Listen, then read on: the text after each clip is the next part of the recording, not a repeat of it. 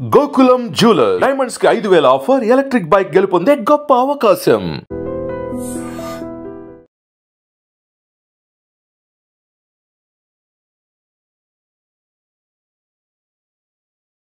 గుజరాత్ అహ్మదాబాద్లో జరిగిన విమాన ప్రమాదానికి సంబంధించి ఒక్కొక్క విషయం ఇప్పుడు బయటపడుతోంది. దానికి సంబంధించినటువంటి విజువల్స్తో పాటుగా ఇంట్రెస్టింగ్ అప్డేట్స్ అనేవి, భయంకరమైనటువంటి విజువల్స్, వీటితో పాటుగా అక్కడ జరిగినటువంటి సంఘటనకు జరిగినటువంటి వివరాలు అన్నీ ఒక్కొక్కటిగా బయటి ప్రపంచానికి తెలియవస్తున్నాయి.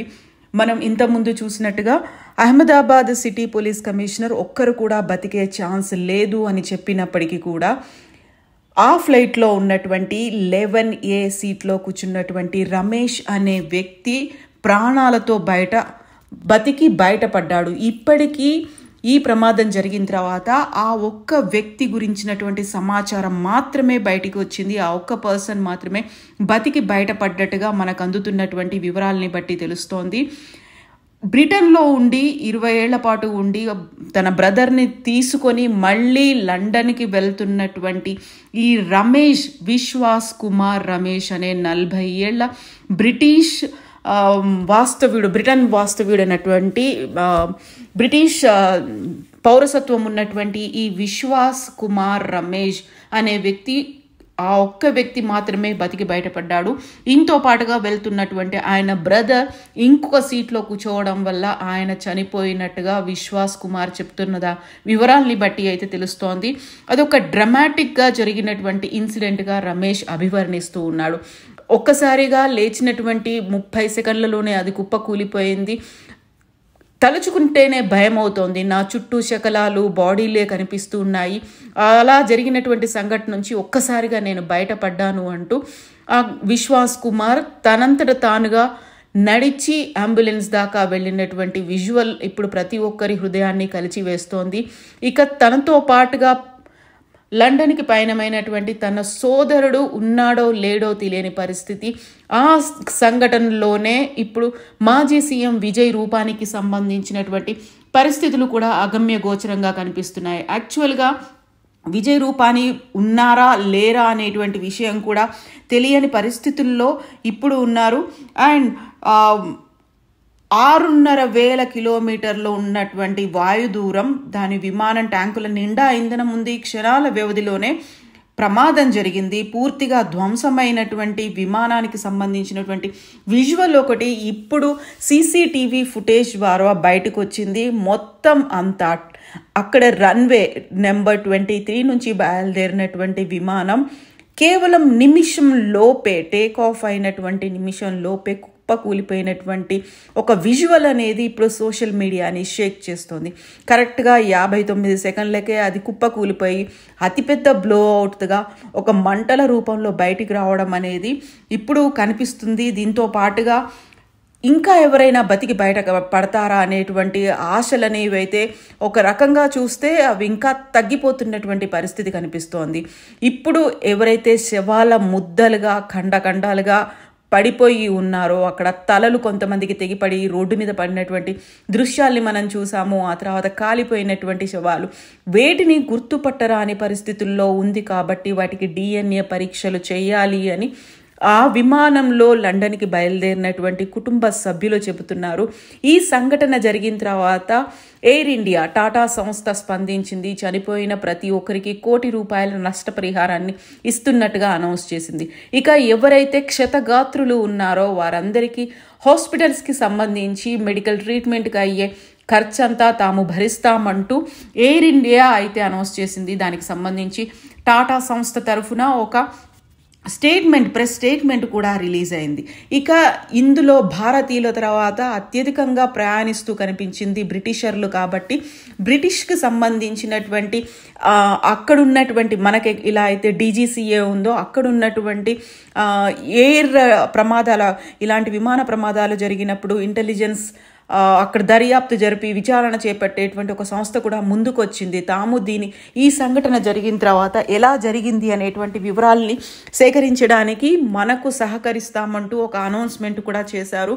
ఓవరాల్గా ఇక్కడ ఈ సంఘటన జరిగిన తర్వాత 11Aలో ఉన్నటువంటి ఒకే ఒక వ్యక్తి ప్రాణాలతో బయటపడి ఆయన లోపలికి వెళ్తున్నటువంటి అంబులెన్స్ నుంచి హాస్పిటల్కి వెళ్తున్నటువంటి ఒక దృశ్యం అయితే కనిపించింది తప్ప మిగతా అంతా ఎలా ఉన్నారు అనేది తెలియలేదు. దీంతో పాటుగా తాలిబన్ల దగ్గర నుంచి, ఆఫ్ఘనిస్తాన్లో ఉన్నటువంటి తాలిబన్ల దగ్గర నుంచి ప్రతి ఒక్క దేశం స్పందించింది. తాము భారతదేశానికి అండగా ఉంటామంటూ అనౌన్స్ చేసింది. టాటా ఇచ్చినటువంటి ఒక స్టేట్మెంట్ తర్వాత ప్రతి ఒక్కరు కూడా రెస్పాండ్ అవుతున్నారు. అండ్ ఇక్కడ ఉన్నటువంటి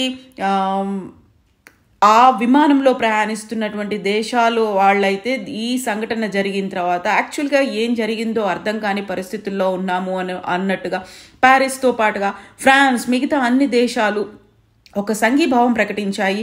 తాము అండగా ఉంటామంటూ అనౌన్స్ చేశారు. ఇక ట్రాజిక్ ప్లేన్ యాక్సిడెంట్కి సంబంధించి వెరీ ఫస్ట్ స్టేట్మెంట్ను కూడా టాటా సంస్థ రిలీజ్ చేసింది. ఎయిర్ ఇండియా CEO కూడా రిలీజ్ చేశారు. సో మొత్తంగా అయితే ఒక 40 ఏళ్ల విశ్వాస్ కుమార్ రమేష్ ఇప్పుడు సివిల్ హాస్పిటల్లో చికిత్స పొందుతున్నారు. మిగతా వివరాలు అసలు ఎవరు ఎలా ఉన్నారు, ఎంతమంది ఉన్నారు అనేది తెలియలేదు. దీంతో పాటుగా అక్కడ మెడికల్ కాలేజ్ హాస్టల్లో ఈ ప్రమాదం జరిగింది. అక్కడ ఆల్మోస్ట్ 200 మంది స్టూడెంట్స్ ఉంటారు. లంచ్ టైంలో వచ్చారు. అందులో ఎంతమంది మరణించారు, ఎంతమంది క్షతగాత్రులయ్యారు, ఈ వివరాలన్నీ కూడా తెలియడానికి చాలా టైం పడుతుంది. దర్యాప్తు అనేది వేగవంతం చేయాలి అనే దాంట్లో ఇప్పుడు మొదటి వెరీ ఫస్ట్ ప్రయారిటీ కింద అక్కడ ఉన్నటువంటి క్షతగాత్రులు కావచ్చు, అసలు యాక్చువల్గా బ్లాక్ బాక్స్ అనేది ఉంటుంది. ఆ బ్లాక్ బాక్స్కి సంబంధించి దాన్ని ఐడెంటిఫై చేయడంతో పాటుగా యాక్చువల్గా ఏం జరిగింది అనేది కూడా ఇప్పటికీ ఒక అంతుపట్టని, అర్థం కాని ఒక విషయంలా, అంతు చిక్కని విషయంలా మిగిలిపోయింది. 2 ఇంజన్లు ఒకేసారి ఫెయిల్ అవ్వడం అనేది 1 in a billion కేసుగా అభివర్ణిస్తూ ఉంటారు. యాక్చువల్గా అలాంటి సంఘటనలు చాలా చాలా అరుదుగా జరుగుతుంటాయి.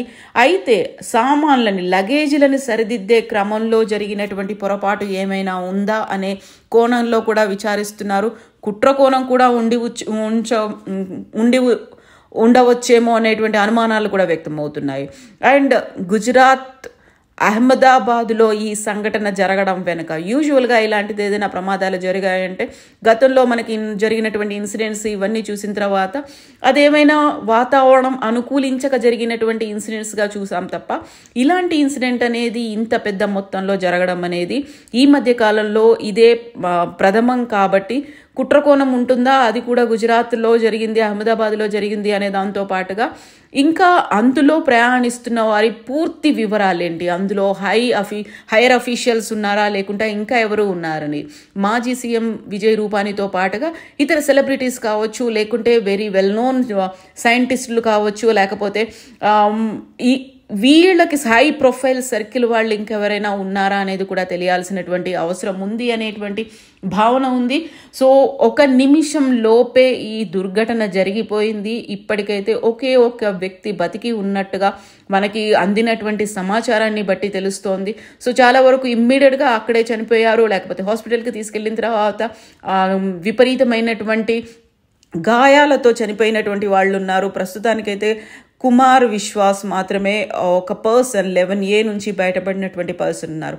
సో కాక్పిట్లో పైలట్లు ఉన్నారు. అది మొదటగా బిల్డింగ్ని ఢీకొంది, ఆ తర్వాత బిజినెస్ క్లాస్ ఉంది, ఆ తర్వాత ఎకానమీ క్లాస్ ఉంది. సో అక్కడ పైలట్లు, కాక్పిట్లో ఉన్నటువంటి పైలట్లు అందరూ ఇద్దరు చనిపోయే ఉంటారని, ఆ తర్వాత క్యాబిన్ క్రూ కొంతమంది స్టార్టింగ్ బిజినెస్ క్లాస్ దగ్గర ఉంటారు, ప్రీమియం ఎకానమీ క్లాస్లో ఉంటారు, చివర్లో కూడా ఉంటారు. కాబట్టి అందులో ఎంతమంది ఇంకా బతికే అవకాశం ఉన్నాయన్నది తెలియరాలేదు. ఓవరాల్గా అయితే అందరినీ రెస్క్యూ చేయడానికి ప్రయత్నాల్ని అక్కడ ఉన్నటువంటి స్థానికులు చేశారు. అక్కడ ఫైర్ ఇంజన్లు వచ్చాయి, అంబులెన్స్లు అన్నీ వచ్చాయి. బట్ ఒక మిరాకిల్ అయితే జరగాలి, అందులో ఎవరైనా బయటపడాలనేది, మోరోవర్ విజయ్ రూపానీతో పాటుగా ఇంకెవరు హై ప్రొఫైల్ సర్కిల్లో ఉన్న వాళ్ళు పొలిటీషియన్స్ ఉన్నారా అనేది కూడా వివరాలు తెలియాల్సిన అవసరం ఉంది.